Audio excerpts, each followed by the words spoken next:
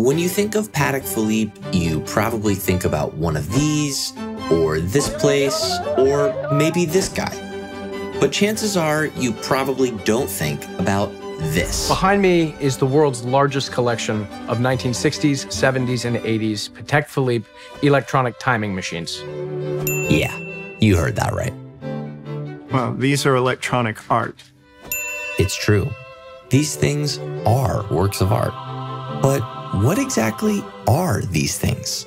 These were machines that were on the cutting edge of technology at the time, that were used in commercial applications, industrial applications, for governments to do any number of different timing functions.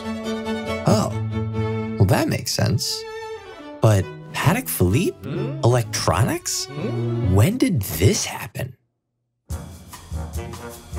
During the post-war period in 1948, Patek Philippe started this electronic clock division. Get ready for a history lesson.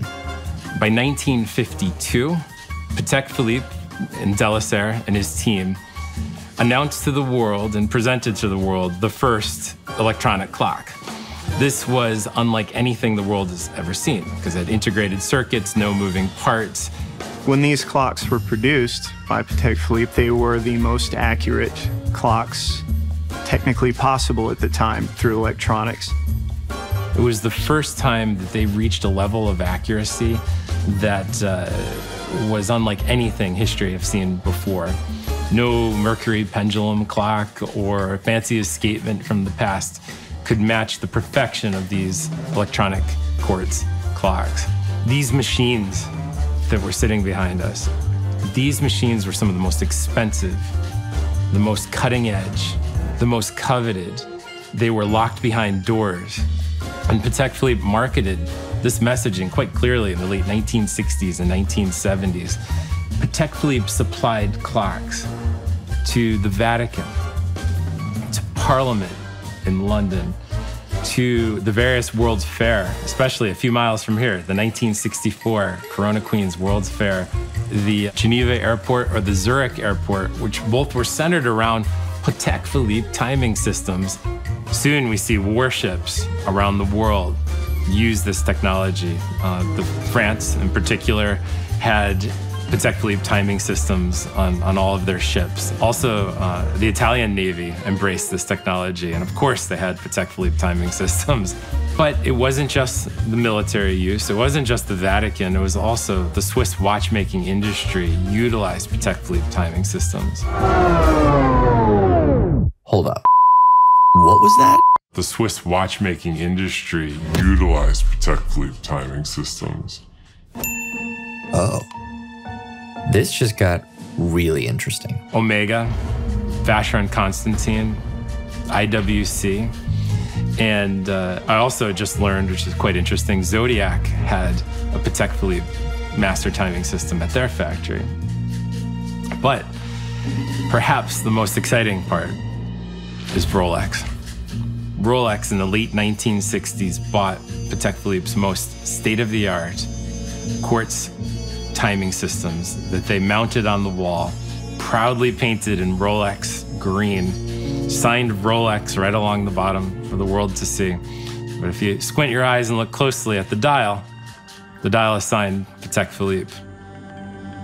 Whether you're launching a rocket into space, or you have a warship at sea, or you're in radio broadcasting, even in a hospital or nuclear power plant, ultimately timekeeping is at the very center of that technology.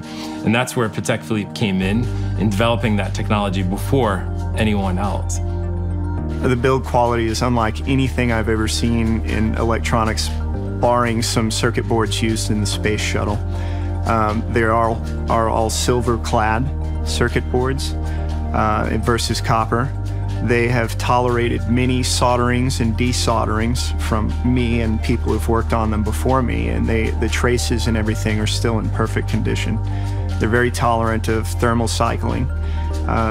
The vacuum tube and the way they compensate for temperature changes would cause a variation in oscillation is way ahead of their time.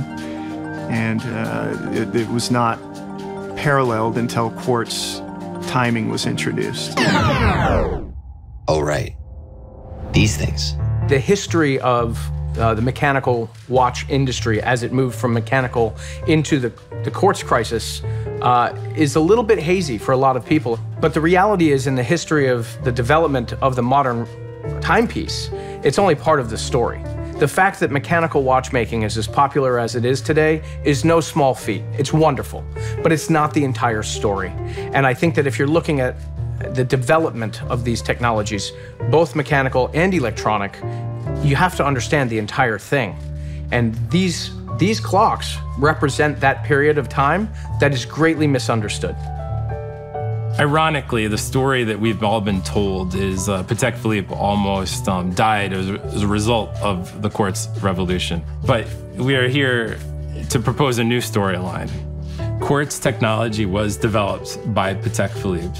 It was perfected by Patek Philippe. And the proof is sitting behind me with each of these clocks. Patek Philippe can be appreciated for its aesthetic beauty. It can be respected for its accuracy, but I think at its core, it's an innovator. This ultimate battle to have the most accurate clock ultimately resulted in computers, the iPhone, and everything around us.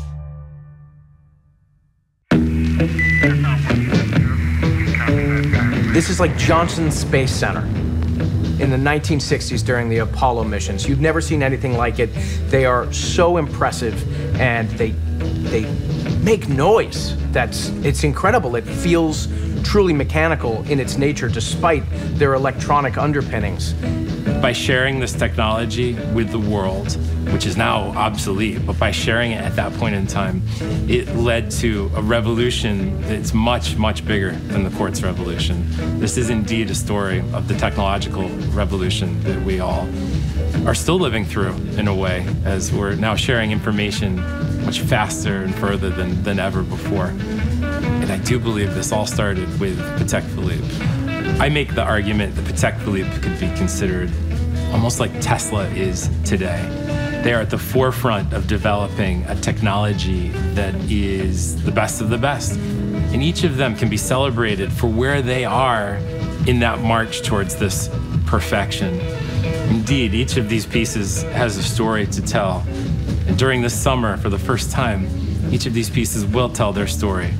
And I think that getting an opportunity to come and see these in person, if you're a watch enthusiast, if you're a scholar of history in this vein, you owe it yourself to come visit us.